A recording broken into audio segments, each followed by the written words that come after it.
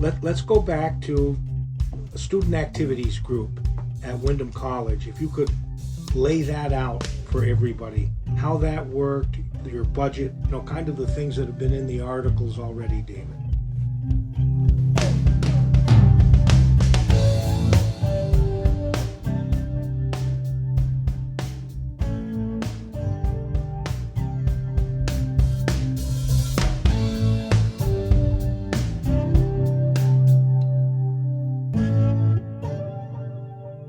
Well, when I officially went to Wyndham, because I lived in Putney for, I guess, almost 2 semesters while I was still going to Greenfield Community College at the time. But anyways, I met Bruce Bramson and we became friends, and he was very involved in the Student Activities Committee at Wyndham and had been for a number of years. Plus, I had some other friends, Chip Evans and Tom Williamson and Jay Gonzalez. They were all involved in the Student Activities Committee, so I got involved with that as well. I know we did a few things before this, but I'm afraid I don't really remember what they were or are, but we did what we called Carnival as Student Activities Committee, and I guess the big year that we did Carnival, we had a troupe from Boston doing Tommy, the Who's Tommy, along with a number of other small, basically pretty much local bands as I remember. But that summer, Bruce and I and a number of other people went to the Toronto Folk Festival. And we were, I guess, basically just blown away with how it was run and how it was set up and the way it went. And that sort of germinated the idea of what eventually became Putney Folk. But before that, or Putney Folk the concert, as opposed to Putney Folk the company. But before that, when we were still part of student activities, we had a budget from the school every year. And all I remember is that we weren't allowed to go over budget, but we could do pretty much whatever we wanted to, as long as it felt that with the budget that we had, we could a number of concerts in a year and spend all the money that we had from the school, but basically, in reality, break even over the whole course of things. So I guess the most notable one in that group of concerts was then under student activities was a Youngbloods concert that Bruce and I put together. And I believe it was 2 days before that actual concert, the agent for the Youngbloods got in touch with me and said that Jesse Colin Young, who was basically the de facto leader of that band, wife had just had a baby and they were canceling all their dates for a while. So in the meantime, we had been using a booking agency in Boston, which I can't remember the name of it at that point right now, to be honest with you. But we eventually moved over and started using a company called Folklore Productions. But anyways, I called them, and through various phone calls and agents and booking agents and stuff, people discovered that Frank Zappa was sitting in New York because his show at the Capitol Theater, I believe, had been canceled because in essence, because he was playing the Fillmore. Well, and there was a big rivalry between the two promoters, between the Fillmore and the Capitol. Long story short, we managed to make a deal. Frank sent their equipment truck, etc. Frank was a little bit of an oddity in those days in the fact that he carried his own lights and sound. So he was a complete package, if you will. So that left, and then the band and Frank flew to Keene the day of the concert. We started a little late because the truck with equipment got there a little late, etc. But anyways, we did the show. Frank at the time was filming a movie called 200 Motels that eventually came out. So he and other people spent a lot of time filming going on. Anyways, the concert was a success. We broke even, as I remember, pretty much. And if you want, just as an antidote, I guess, that was in the early 70s, 71 or 72, I think. And in 76 or 77, I ended up being the electronics guy working for Frank Zappa, which on my birthday, after we had moved to California because I didn't want to be on the road anymore, Frank took me to a studio here, not in Los Angeles anymore, but in Los Angeles, and showed me outtakes from that concert and everything that was filmed in that thing, which was really cool. It was fun. Yeah. So to see it. But so anyways, we did a whole bunch of concerts as the Student Activities Committee. And shortly when we decided that we finally got the impetus, and basically we had enough money, and we put together what we wanted to be a 2-day folk festival, reminiscent of the Toronto Folk Festival. And basically, we booked people that were our favorites under perhaps the delusion, but under the theory that if we liked them, must be a lot of other people that did as well. Yeah. So that was basically how we got there. I would say that as student activities, we probably did a half a dozen, maybe more. And then there was Putney Folk, and then we took the name and made it our little company to do bookings and promotions theoretically throughout New England. And we did probably 24 concerts going there. And at the very beginning of there, I believe, is when we met you guys. And I can't remember where I first saw you anyways, but David, let me.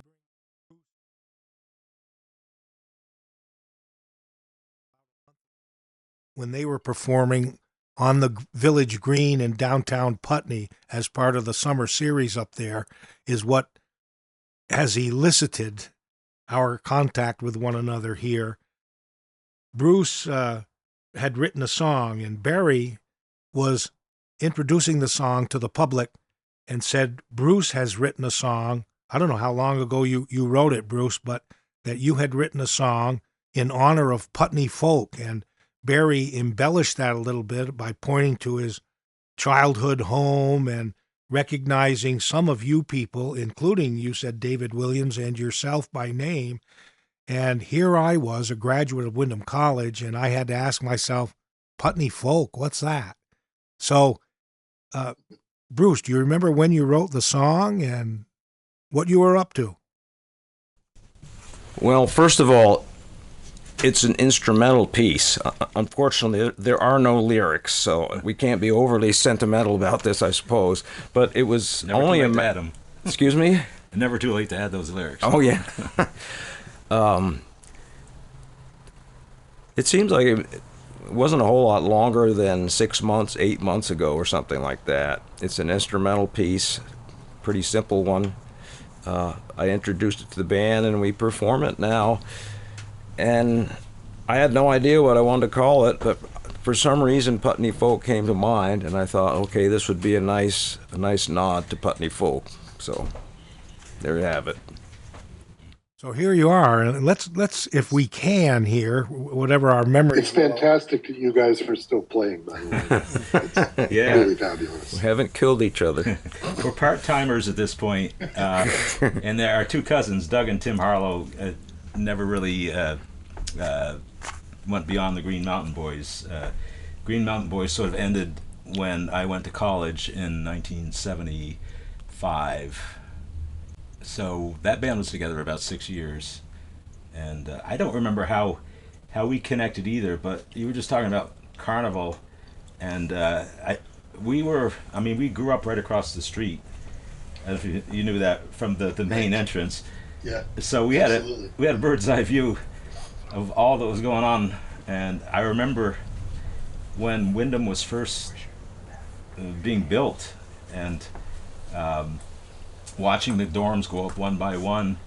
In fact, the very first dorm was supposed to be on our side of the brook, and there was just a bank from kind of our house across River Road, sloping bank down to the brook, and they excavated that bank, and they were going to put a dorm on that side of the brook. For some reason they decided not to, but we had this big open flat space, which was a great baseball field for us as kids, and they never did build on that side of the brook. But I remember hearing bands, music, often in the spring around graduation. Maybe that was when Carnival was, or outdoor on the quad. We could hear just fine across the street, and that's when, very early days when we realized that there was a lot going on over there. That was very interesting to us. But I don't remember quite how we connected. I do think I sort of have this vague feeling in my mind that I may have found out about you guys through the Harlow's parents. Yeah, Don at and the time, and I know that I knew them, but I can't remember what I was involved in that they were involved in as well. But I just have this vague memory that one of them said, our kids are in a band, and you usually hear them. So I can't remember, but that may just be a dream I had at some point. That's a good one.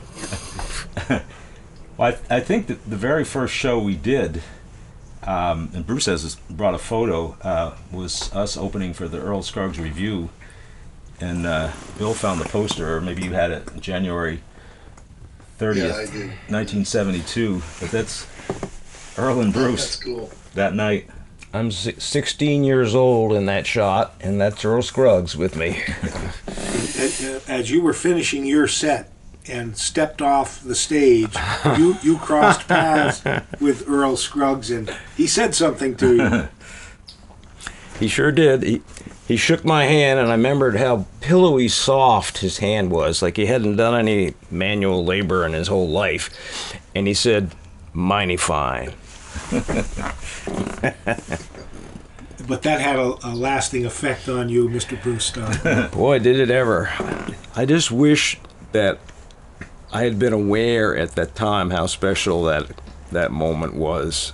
It shaped the rest of my life, but I didn't know it then. As far as I know, this happens every week, with banjo pickers, but no, it was not to be. That's why it shaped your life, because you didn't realize it. Well, just Putney folk in itself, those shows that you put us on in front of all those screaming kids that were thinking that these 12, 13, 14-year-old kids all dressed alike, playing just as fast as we could, and they were way into it, and we got to meet people like Doc Watson and Doug Kershaw and John McLaughlin, and I think it changed. It definitely sent Bruce and I down that path of music is great. Let's stay in the arts. It was Me too. yeah. Different side of it, but Yeah, we were young and impressionable, and boy, that seemed great. Let's do this, and we both went to college, and neither of our parents did, and we kind of didn't know what to do. We went through high school and on to college and got degrees in English and math, thinking, okay, these would be good if we need them, but we really want to play music, which was kind of a strange way of doing it, but it worked out. But yeah, we for years after college we did nothing but play in the Stockwell Brothers band and another band we had called Spunk, and now I'm production and programming director at Next Stage Arts Project, which is a theater right in downtown Putney. You probably remember on Kimball Hill, the big white church as you start going up on the left. That's Next Stage, and that's where I spend most of my time. We do a lot of music, but we also show films. Actually, I think we have the old Wyndham College screen was donated to us at some point early on. I don't know where I was living for 30 years, but we ended up with it. So we do movies and plays, and and a lot of music there. But having having those great experiences early on with you and Bruce Bramson and meeting our heroes and getting in front of crowds like that, I think definitely changed our lives.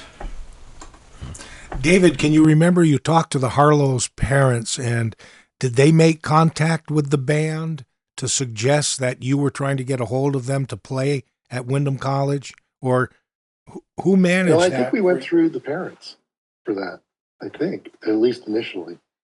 Yeah, both sets of parents were pretty involved. I remember we used to travel around in the Harlow's station wagon. We'd load that up with a trainer PA system, and the four of us would pile in, and away we go. And and we our I don't know what you guys used to pay us, but a lot of our gigs were $75 for years, and I think it was like 10 or 15 went to the car, and then we split up probably 60 four ways. Right. But Yeah, my guess would be it was right around 100, given what the major acts were playing. I have two notebooks that were quasi like journals in those days. Basically, it was more like a book of to-do lists, in reality. But it has where we needed to go promote things and, for what shows. And it has tallies from ticket sale places all over, southern Vermont and southern New Hampshire, a little bit of western Massachusetts, etc.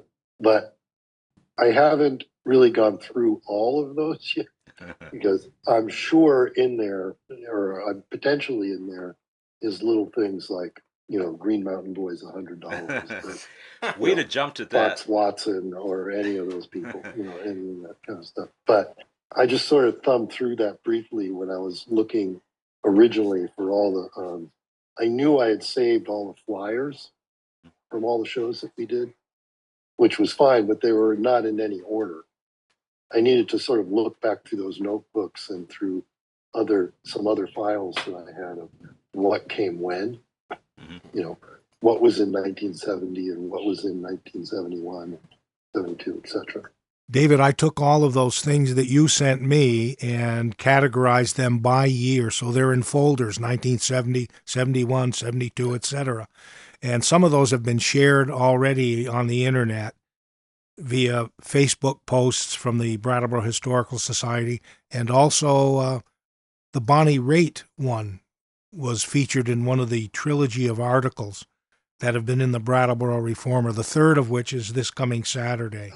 So we have some of those things. And those ticket prices you charged were outrageous. $3 to get into a concert, $3.50, some of them. At the door. Yeah, definitely. Yeah. Well, $100 would have been great for us because, right in our backyard and opening. So I'm sure we jumped at $100 and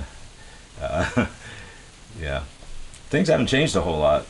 Well, I haven't been back to Putney in about maybe 8 or 9 years, 7 or 8, 9 years, something like that. Yeah. And what actually, interestingly enough, what really prompted me, we have friends who, that went to Wyndham as well, that we've clearly stayed in touch with all this time, but they're in Montpelier. So basically we had been, anyways, we decided to, one of the things that I did at Dolby Laboratories is we got the naming rights to this very large theater in the center of Hollywood, which is now called the Dolby Theater, which is where the Academy Awards are broadcast from. And they do concerts. They do a lot of filming. America's Got Talent is done there in that theater, or it was, I should say. Anyways, the general manager of that facility grew up outside of Boston, but he used to go to Putney all the time. And he had told me that Curtis had his barbecue in a bus next to the Shell station, which I just couldn't. So the last time I was there, I literally stopped by just because I was fascinated with, did Curtis actually have a bus that he sold barbecue? David, you be careful now. You lived out of your VW microbus up at Misty Meadows Farm Oh, I for a know, while, I so know. come on now. Yeah, it had nothing to do with that. I was just surprised that Curtis was still around and still doing barbecues, because we used to hire him Ah. for, things. He was just a guy who was in Putney at the time. So Yeah, I was amazed that he turned it into a real business. that was a landmark. And was still in Putney. Yeah, he was there by the gas station for years. I don't know how many. Yeah, that's what I heard. And yeah, he got pretty well known. People would. It was a destination, really. Come to Putney for the barbecue chicken, and then there's other stuff to do too. But It was featured in major newspapers. I remember an article in the Philadelphia Inquirer identifying Curtis's as one of the top 10 barbecue places in the country, and so a lot of business that way. I saw one in might have been the Boston paper, might have been the Boston Globe, actually. Now you just hit us with a pretty significant jump right there. You were Sorry. you were no you were working. It's okay. You were working with Frank Zappa, and you were on the road, and then decided to go off the road, but you then jumped to Dolby Laboratories. Could you fill in a little bit in between there? So I did a lot of touring. The first really major tour I did was a Joan Baez tour, where all I did was tune her guitars and make sure her stool was in the right place. For a little New England swing. But I ended up working for a number of years, which really sort of jump-started my career, I guess, for lack of a better term, in the electronics side of that, for a company called Dawson Sound, which was an extremely innovative sound system that a gentleman named Dinky Dawson. Dinky Dawson. Yes, indeed. I remember doing quite a few shows with that sound company, and he was English or something. Had a heavy Correct. accent. Yeah. Right. He had two different. He ended up having two systems. This really sort of state of the art one that used lots and lots of little tiny speakers from this professor at MIT who went on to become, whose name was Dr. Bose. Yeah, right. Eventually ended up saying, but so the mid band was these cabinets with like 32 little 4-inch speakers in them, etc. But anyways, I did the Kinks with Dawson Sound, which was really the first big major tour I did. And not only did I do some repairs and things like that, but I was the monitor mixer. But a whole series of bands with Dinky, but then and Dawson Sound. But then I ended up sort of branching out on my own. And in those days, the people who really needed gadgets and gizmos and liked to make weird sounds, which I liked to build, were the jazz and the fusion jazz people. So between the Mahavishnu Orchestra and then later on with Billy Cobham and Chick Corea, Weather Report, that whole genre of bands, through a connection there after in 77, I think, maybe 70, I don't know. Anyways, I got a call from Frank Zappa's production head asking me if I was interested in doing a European tour with him and to take care of Frank's electronics and his rig, if you will. So after 2 or 3 interviews, which I was certainly not used to, rock and roll in those days was a word of mouth thing, and you didn't get a job unless somebody that they knew you, kind of thing. And that was a word of mouth. And so I had that. So actually doing real interviews was a little odd, or so I thought. But anyways, I ended up working for Frank for 3 years, I guess. Yeah.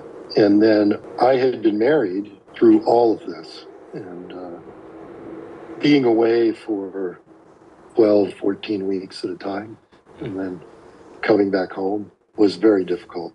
And I really wanted to get off the road. And so I was looking around for something else to do and thinking about it. But Frank offered me to not go on the road anymore, take care of the equipment and build a recording studio in Laurel Canyon in Los Angeles. So I took him up on that and we moved to California.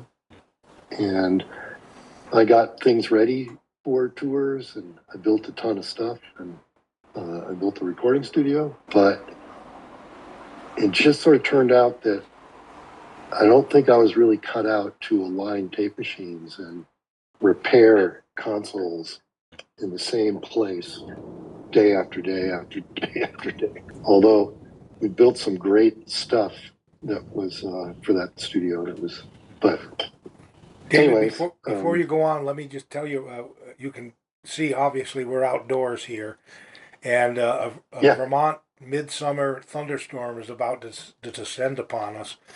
Can you hear the thunder at all? No, I haven't. Yeah. Okay. If that happens to us, we're overcast too, actually. Here. Okay. If that happens to us, we may have a hiatus. We'll keep this live, but we'll be hearing rain and whatnot, possibly. Maybe it'll just pass, but just a forewarning. Okay. Go ahead and continue. Okay. So when I was working for Frank, he was working on another movie, which was called Baby Snakes. And we were working nights in the same studio that in the days was doing Star Wars. Huh. And there was a fairly new audio system for film that Dolby Laboratories had developed, which in those days was called Dolby Stereo, which I was fascinated by. And all that equipment was just sort of sitting there. And it was a combination of production board, a rack with production boards, with some wire wrap boards. And, so we were working at nights, and once we were set up and ready to go, there wasn't really a whole lot for me to do. So I ended up tracing a lot of those circuits, trying to figure out how this thing worked. When the Dolby guy came in the morning, sometimes I didn't quite have them all back in their appropriate slots in this rack. But anyways, I met the Dolby people at that point, obviously during there, and shortly thereafter, they offered me a job, which I did not take. I was pretty happy with Frank. The studio wasn't completely completed. Working on the movie was fun to turn it on. And then probably 4 or 5 months later, I ran into one of the Dolby folks at the local electronics store doing some parts, and they asked me if I was interested. And by that time, the studio was done, and I was doing a ton of tape machine alignments and fixes, etc., and repairs. So I said yes. And, David, the rain is hitting in here pretty hard right now. We're having a tough time hearing you, so okay. Can you hang there for a little bit, and maybe we'll move inside and get rid of as much of this noise as we can. So the funny things are going to happen to your screen here for a minute, but we'll go inside. All right? Sure. All right. I'm good with that. And most of the time it's 40. Yeah. I think we're good to go again. If you want, David, I think we left off. You were working in the same studio where Star Wars was being recorded. Right, and anyways, I'm not quite sure exactly where I left off, but anyways, Dolby finally offered me a job, which I accepted finally, and I joined Dolby in November of 1980 as an applications engineer.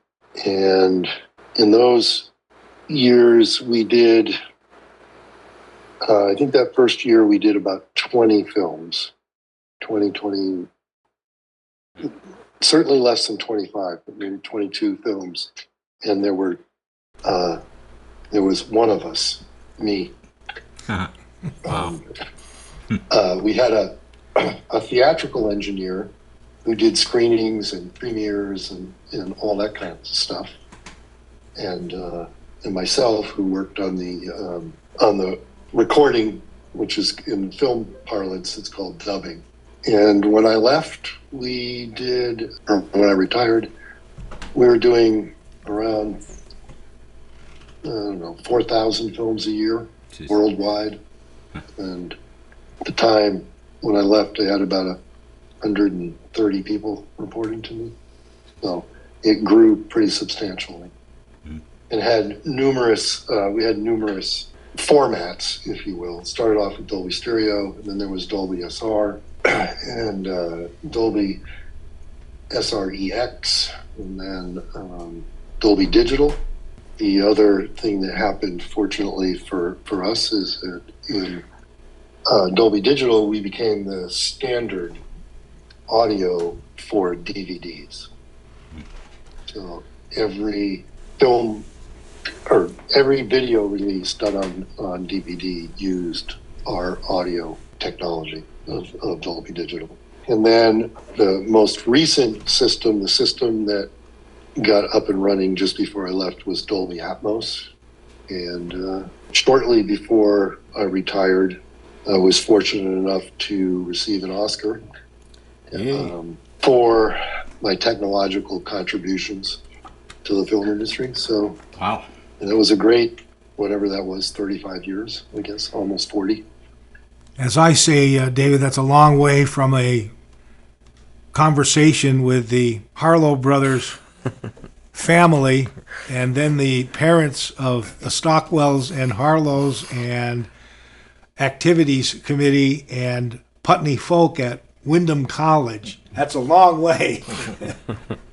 Well, it sort of all fits together, I was a Bluegrass fan, and the Green Mountain Boys were playing Bluegrass, and they were really young and unbelievably talented, and I thought, this is great. We have to put them on shows. Mm-hmm. So, but doing audio for a company for film isn't really that much different.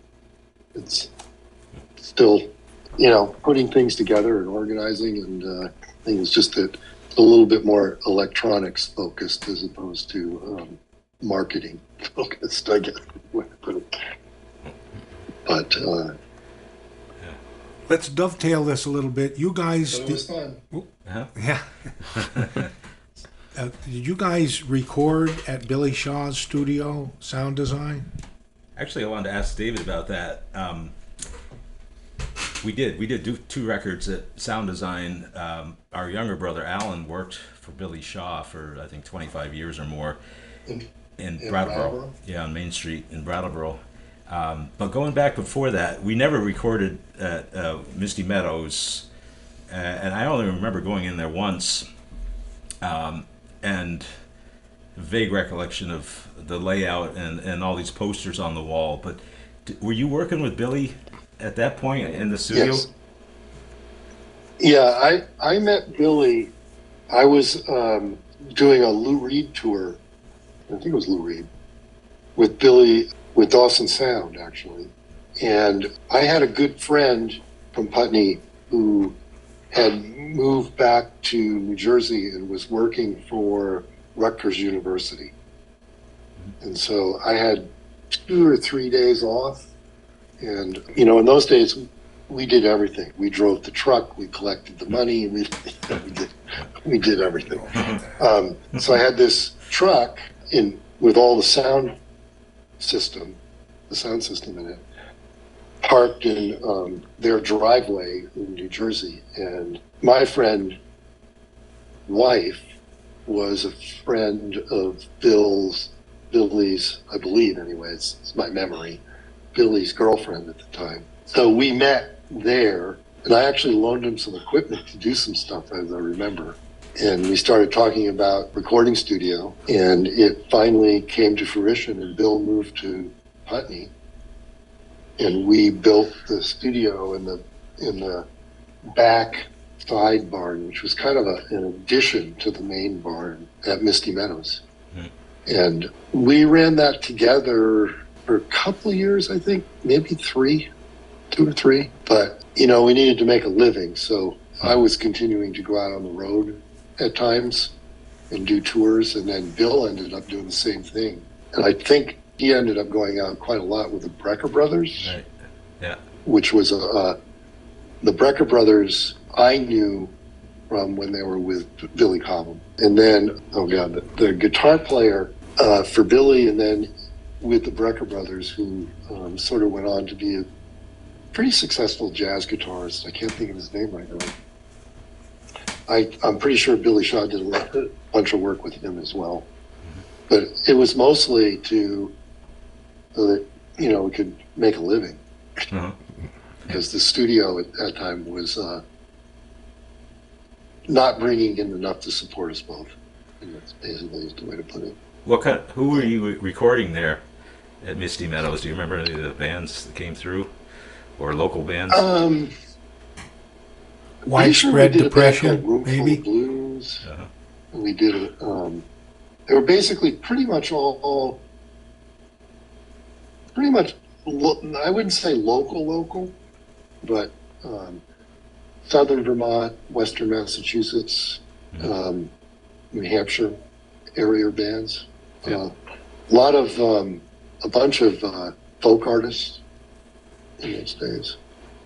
The crew with Billy Cobham in those days was made up of I used to describe it as frustrated musicians who basically just, needed to make a living, so they ended up on the crew.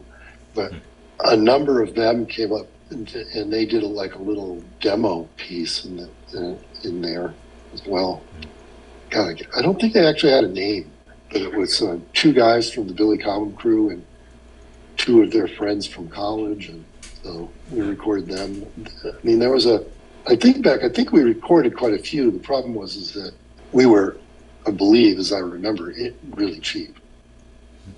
Expensive wise, for hourly rate for going right for recording studios, because that's what in reality, what the market could bear. I'm not quite sure we were quite that sophisticated at the time, but it was just like, this is what people can afford to pay. So I loved it.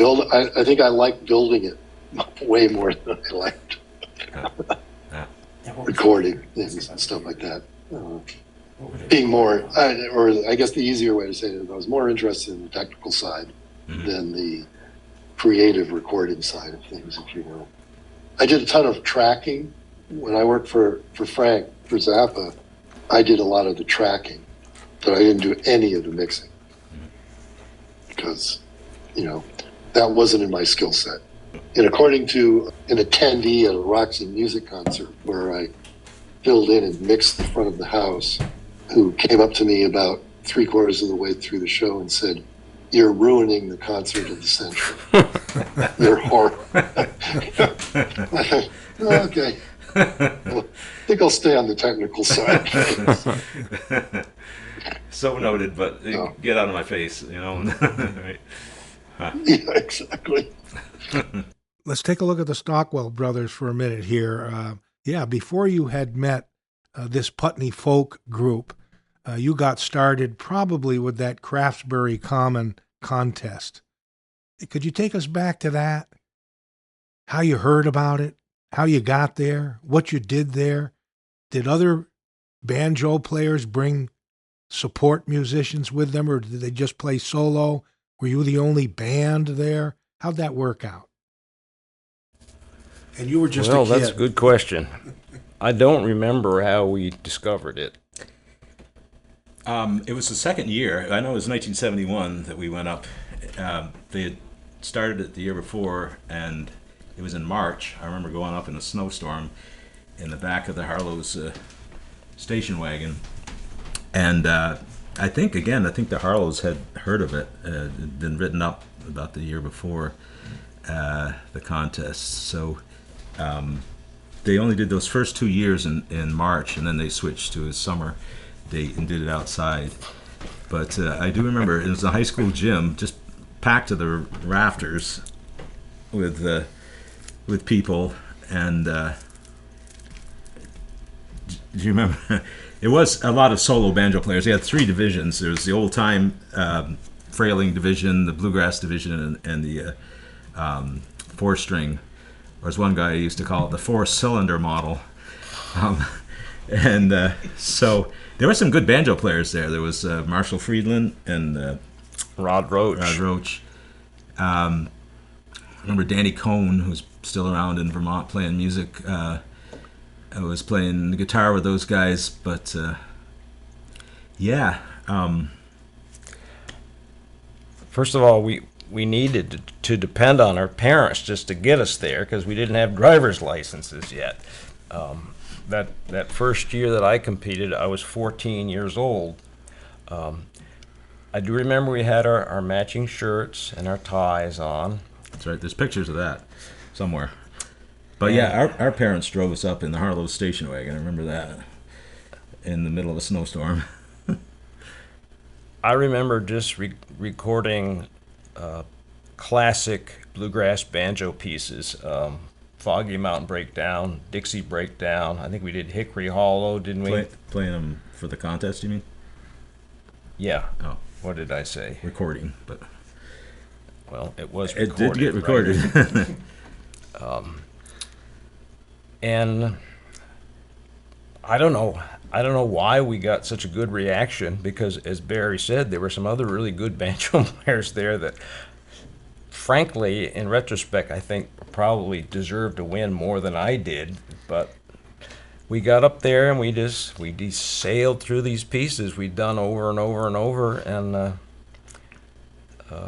struck gold. Were you guys the youngest? Is that part of it? I was also the youngest contestant. Yep.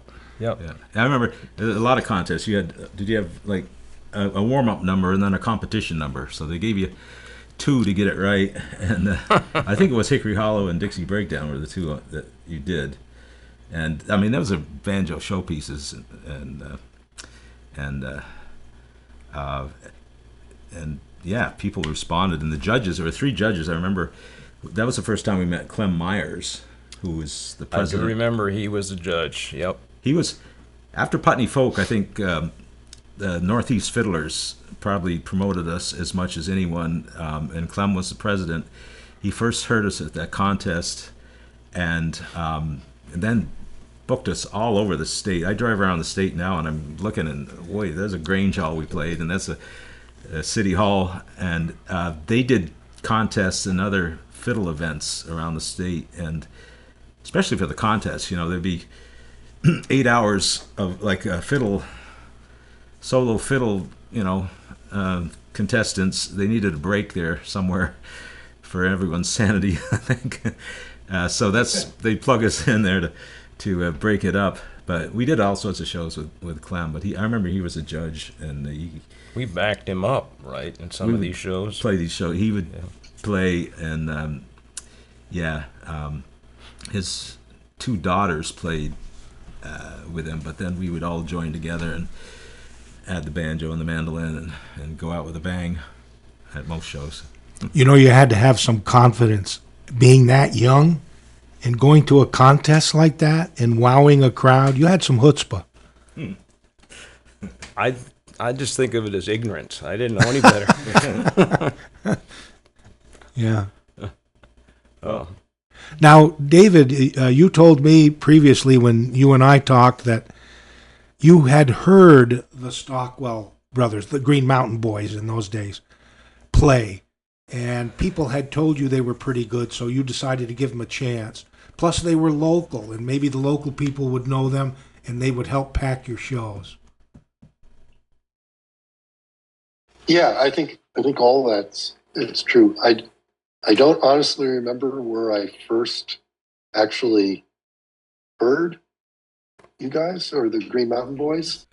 I've racked my brain a number of times recently, but I haven't come up with where it was. And I know it was Bruce and I, Bruce Bramson and I. Honestly, it could have been anywhere because around southern Vermont, we played everything from gas station openings to weddings to funerals and a few theater concerts too. But yeah, we played a lot of different events and a lot of places in Vermont over the years. We've stirred the pot do you a little remember bit. ever playing at the Harlow Sugar House? Yeah, we used to do New Year's I'm Eve. just sort of wondering if maybe that's where I heard it. I remember playing New Year's Eve parties there. They would clear out a bunch of the merchandise, and we would play. I think those are the only events we actually played at the Sugar House. Were a couple of those, but yeah, maybe. We stirred the pot a little bit with this topic recently, and somebody sent a Facebook post that seeing that the Stockwells were involved in it and said, "Hey, they played at my wedding." It's funny. People come up to me all the time and say that, and my standard response is, "Are you still married?" And because I tell them we don't guarantee our work, but I remember actually we played a wedding at Windham College, and this is how we got connected with Jonathan Edwards. He was my hero for years, and we ended up doing some gigs, quite a few gigs with him years back. But this guy in Putney wanted us to play at his wedding, and he was going to get married. I guess he'd gone to Windham, and he was getting married there somewhere on the campus. And he said, "I have a special song I want, and my first song for my wife and I." And he gave me a cassette tape of Jonathan Edwards' first record, and the song he wanted was "Shanty," which is the boogie woogie song. Wedding so classic. we learned it for him, and which was fine. But I listened to the rest of that record, and oh my God, that was the first I knew of Jonathan Edwards, and that led to all sorts of things down the line. But yeah, we've played a lot of weddings and a couple funerals, and Including your dad's. we played it. Yeah, our dad died in 2000. Raymond, I don't know if you remember him, but he was always in the mix. I do. Ray and Bev. Yeah, and we actually played for our moms in 2008. She died, and we played some music at both services. So yeah, gig's a gig, True. Are the Harlows still? Is there still the Sugar House and that big red house up on the left on Route 5? Yep. The family's still there? Family is. It's the next generation is running the Sugar House now. Bill Harlow. There were 5 Harlow brothers, Doug and Tim in the band, and then Bill is the next youngest. And his sons are running the Sugar House now, and it's largely the same, except they no longer do strawberries, but they've got blueberries and apples and maple syrup. And yeah, I don't know who actually lives in the house at this point. One of the younger brothers, Peter, was living there for a while, I think, but they're all still around. Doug and Tim both live in Putney still, and Do they lament not having continued to play with you guys, or they turned the page? Good question. I think they still play in the comfort of their own home, and but they never really were interested in going out. We did do a thing though. We did a next stage. God, I don't know, 10 years ago. We did a whole week celebrating Putney and its people, and we had a Stockwell Brothers night where Bruce Allen and I, and Bruce's wife plays with us now. Kelly plays the bass. We invited a bunch of former bandmates to come and play, each version of the Stockwell Brothers, starting with the Green Mountain Boys. So we got Doug and Tim out, and I got to say, it was great. Those guys, I don't think play much at all, and it was like pulling teeth. But come on, let's do it. What the heck? This will be fun. And they really responded. They did really well, I thought, and and we played a set with the Green Mountain Boys, and then so there's 2 or 3 other versions of the band over the years, and then so that was fun. But yeah, we don't. I don't think they play much. Maybe parties here and there, and but maybe we'll do another reunion concert here before I don't know before when I don't know. Now, you guys went astray a little bit for a while with your musical interest, and you became rock and rollers for a while, and then went back to the tradition. Yeah. What was that all about? I think it was largely making money. I discovered that if I played electric guitar, I mean, we could do like 3 nights in a row right in Brattleboro and pack the place all 3 nighs.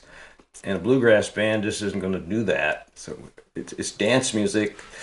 We were just out of college. All our friends were still in the area, and they all knew us, and they'd all come out. What was it called? The Red Coach on Putney Road. The Red Coach Inn. Yeah. There was one year that we did those 3 venues over and over. We'd go right around from the Putney Inn to Maple Valley ski area to the Red Coach, and do 2 nights at one, and next weekend 2 nights at the other.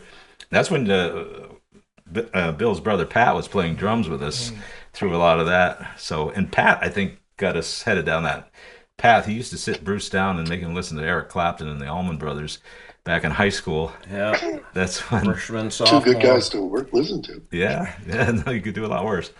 You'd be amazed, well, maybe you wouldn't with the musicians you've been around, but how proficient this guy over here in the orange T-shirt became on a lead guitar. You were very, very, very good. Well, thank you. I've heard people probably wouldn't agree with you. I mean, I don't know how many times, you guys used to be good. I'd hear that. And that was because of the style of music, though. Well, that's because you were playing rock and roll for a little while, and they came to hear bluegrass. And how did you adjust to that? Because you've spoken about this before. You brought the banjo along, and a couple of times a night. For a long time, we had kind of a mixture there. It was, I guess you'd call it country rock. It was a 5-piece band, but it was electric. I would switch between the banjo and electric guitar. We did material from the person Barrett mentioned, Jonathan Edwards, for instance, and Fogelberg. We did a bunch of his stuff, yeah. And it was all kind of danceable, designed to be danceable. So that's just what people wanted. It was high times there for a while. Yeah. Economically. Yeah. I don't know. At some point, I decided that I wanted to get back to playing the banjo. I mean, I felt like I was spreading myself a little bit too thin. I was trying to write material. I was trying to sing some of the time, play electric guitar, play banjo, and I thought I'd get back to the banjo, which is, I think, where my heart always really was. But the band we have now reflects that. It's a 4-piece bluegrass band, just like the Green Mountain Boys. Banjo, mandolin, guitar, and bass. But it's the 3 brothers, Bear and myself, and Al plays the mandolin, and my wife Kelly plays the bass. And we haven't worked a lot lately, ever since COVID. Things got kind of slacked off. But we still rehearse, generally once a week, and we're putting time in, and we will be playing here coming up this summer. Well, there's one other thing I'd like to mention here. You entered another contest in 2005. Oh. Somewhere south of the Mason-Dixon line. Could you tell us about that? How did you hear about that? What is that, and what happened? We're talking about the Merle Fest, which takes place in North Carolina. My wife Kelly and I went down to it a couple of years running, just to see the acts. But we discovered they had a mammoth banjo contest there. So in 2005, I entered, and I just kind of threw caution to the wind. We did three of my own original numbers. I think one of them was so new it didn't even have a name yet. And lo and behold, we ended up winning. And I was really excited because of the judges. Jens Kruger was a judge, and Noam Pikelny, who's become, essentially the most famous banjo player in the world since then, next to Bela Fleck, probably. So that was exciting. I got plenty of dinero out of that, and they gave me a banjo and on and on and on, and they invited me back the next year to be a judge. So Kelly put me up to it all. I would never have entered this thing had it been just up to me. She just goaded me into entering it, and I guess I got to hand it to her. And there are a lot of contests in between that first Craftsberry and Merlefest. I mean, you won a bunch of them in New England back, more Craftsberry ones, and there was one in Hardwick, Vermont, I remember, and I don't know how many. We used to do a lot of contests, and Yeah. you were either judging or winning. Do you have a trophy room in the home? I think they're stashed in the attic somewhere. In other words, no, I don't. Yeah. Well, David, Bruce, Barry, some final thoughts, having met again after how many years? At least 50.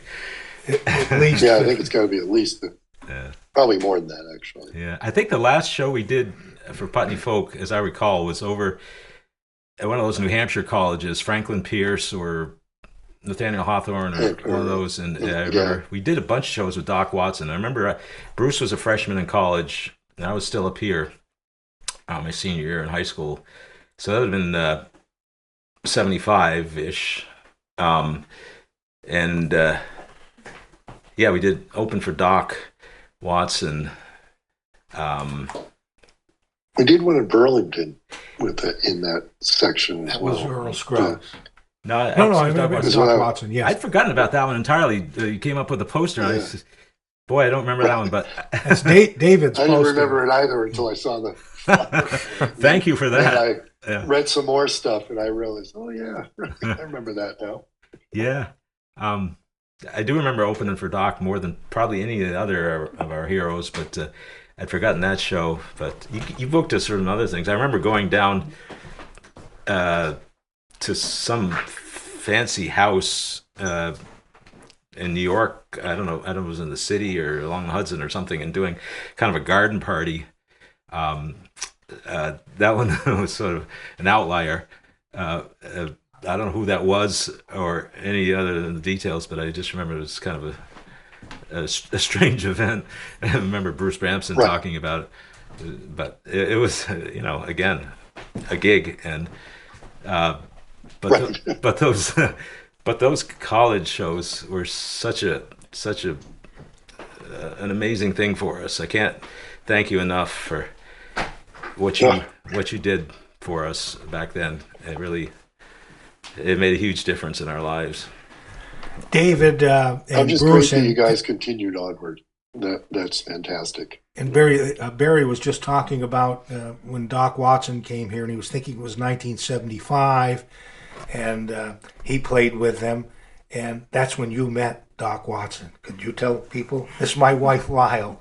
She was a high school senior. I was at a friend's house, and they lived in Westminster. I was from Westminster, and come to find out, this friend had some relatives that worked at Wyndham, and Wyndham was, I assume at this point, with the background, had some musicians, one of whom was Doc Watson, who happened to be just riding around for the day with them and stopped at my friend's house. And so that was my first introduction to who he was and what Wyndham was, actually.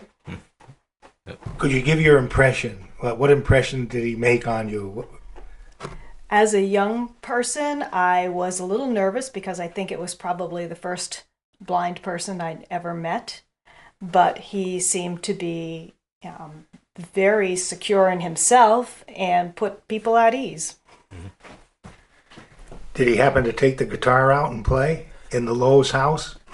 I believe that he did, yes. So you had a private concert. Yes, I did.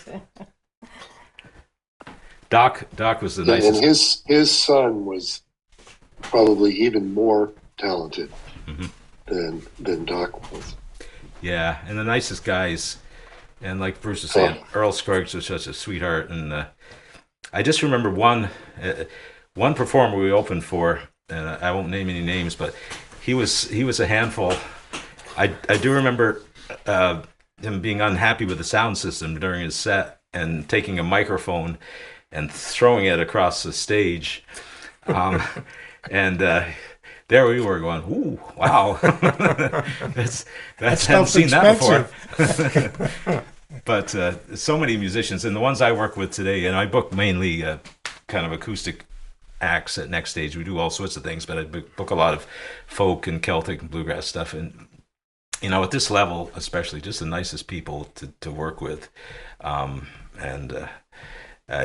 so happy to be able to bring those people to Putney like you guys were doing 50 years ago. It's you know, still a small town, but my gosh, you know, so much here, so much happening. Always has been. All the artists and the schools and. Well, it's always been. I was never there before Wyndham, but it certainly seems like it's always had a really strong foothold in the arts, and especially music. Yeah. Just sort of, I don't know. Yeah. You're right.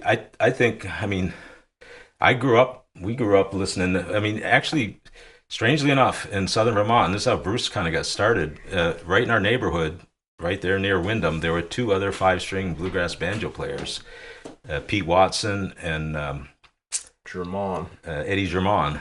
And Eddie's dad played the mandolin, and our dad played guitar.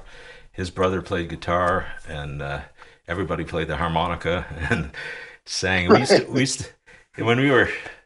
Before we started playing, or just as we were starting, there used to be parties up at Happy Valley in Westminster West. There's just a field. In the afternoon, we play a little baseball, and then there'd be a chicken barbecue. Somebody had built a cement barbecue pit. They'd do a barbecue, and then the instruments would come out when the sun went down, and the beer would come out. Well, that was afternoon too. But I remember running around there, and you know, just the excitement and the food and the baseball and everything. But then hearing that music by these guys that I knew, you know, and that made an impression on us. I fact, I don't remember the name of the place, but there was a little diner restaurant right next to the paper mill, just to the right. If you're facing Putney paper Diner. mill, just to the right. yeah. Still there. That was the country music bastion of Putney in those days. Yeah. So, Yeah. and when I first got to Putney, I always felt I was sort of taking my life in my hands to go in there. But later on, I became a regular, basically. But I was more interested in the music they played in the background all the time than I was anything else. Yeah, there's some interesting town gown issues in those years. Yes. I never had any real problems, to be honest with you. I thought I was going to at places, but nothing ever. Yeah. Nothing ever happened. Everybody was. Then again, I was a semi-local. You know, I mean, I grew up 40 miles from there, 45 miles from there. So yeah. There was just kind of a small group of local people that, you know, didn't like the hippies in particular. Right. You know, and there were things like the Free Farm. Do you remember the Free Farm up on Route Farm? Oh, I do. Yes. Yeah, on Route 5. Yeah. As you're going out of town, yeah, there was a. Well, I remember the whole. It was a whole. I don't remember all the complete ins and outs of it, but part of the garden and part of what they were doing was actually on Wyndham College land. Mm-hmm. Yeah. And I know that the college wanted them removed because of that. Huh. Yeah. So Yeah. it seemed like there was always confrontation up there. Yeah. Well, there was that one really unfortunate incident where some of the locals went up and kind of trashed the garden. And this is the same guys that set up the bathtub and the barber chair in front of the that restaurant I think you're talking about. Offering to give the hippies a haircut in the bath. But I don't think that ever happened, thankfully. But Right. But Yeah. for the most part, no. Wyndham changed. I mean, Putney's always been a happening small town, but Wyndham really had an impact in so many good, positive ways. And there was just a little blowback from a few people that would rather keep it the way it was. Yeah, I mean, they were a big employer, and 1,000 students. Yeah. Yeah. Certainly adds to the economy. Yeah, well, growing up across the street, we watched this guy here play basketball, and there's summer theater, and there's like the concerts. It added so much, and we were right there. We were little sponges soaking it all up. Yeah, me too. I mean, I just remember one of the bigger changes was when the Bellows Falls Trust Company opened up a branch in Putney, right next door to the house that I was living in at the time. But it sort of seemed like Putney came to being a full-fledged town now that it actually had a bank. Were you living in the Amherst house, David? No, I was living in Hafey House. Okay. Well, we still don't have a red light, so I'm not sure we're an official town yet. But Well, here's a final anecdote. I was a select board member in the town of Dummerston, and one of the things we applied for was to have the sign on Interstate 91 changed because exit 4 off Interstate 91 is in Dummerston, but it's marked Putney. And we said, well, this is in Dummerston. The sign should say Dummerston. And they got back to us after a while, and after the bureaucracy had wound itself up, and said, well, Dummerston doesn't have a town. Putney has a town, so the sign's going to stay Putney. So there you go. You did that, David. You did that, Stockwell Brothers. Putney's pretty well known. Yeah. Worldwide. Yeah, it is. Yeah. So because the Dummerston line was just the other side of the Putney Inn, right? Yes. Yeah, right there. Yes, over there. And if you're on Route 5, I think the last edifice in Putney is the fire station. Yeah.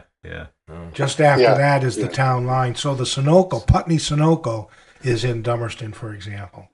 Yeah, actually, somebody came to us the other day, wanted to talk about the Green Mountain Spinnery, which is there kind of just opposite the road from the Putney Inn. And I'm on the Historical Society, and they wanted to know what information, what we could do to help, bring out the history of the Green Mountain Spinnery. And the first thing one of our members says, well, it's actually in Dummerston. but we gave them what we had. What I remember being there was in the late 60s and 70s, there was the West Hill shop that sold cross-country stuff before cross-country. Yeah. Ski stuff was like a big deal. Mm-hmm. It was small, and they sold bikes. Yep. It's largely a bike shop today, isn't it? Still, And but Is it? And it's doing the same thing, Same David. thing. I Doing think the same thing. it moved, but it's down there by the Putney Inn and the Green Mountain Spinnery. It's been there quite a while, so I'm not sure quite when it moved, but it's still going strong. I lived there. All right, I want everybody to know that I have already put in an article that is going out in Saturday morning's Reformer, Part 3 of the Stockwell Brothers Putney Folk Trilogy, a link to this broadcast. So I think if I can impose on Reggie, our engineer over here, we'll try to take out the hiatus caused by the thunderstorm But other than that, it's going out raw before we have any chance to work on it. I think it's okay. Nobody used any profanity. And nobody is drinking Pepsi and smoking cigarettes and weighing 120 pounds anymore. You remember that guy, David? Yeah, it was Coke, not Pepsi. Okay. That makes a difference. But anyway, thank you all. Thank you all for participating in this and accentuating one of the great things, a little bit of a marriage between the local folk that you were talking about toward the end of this and Wyndham College. A lot of things worked out for all of us. Thank you. They sure did.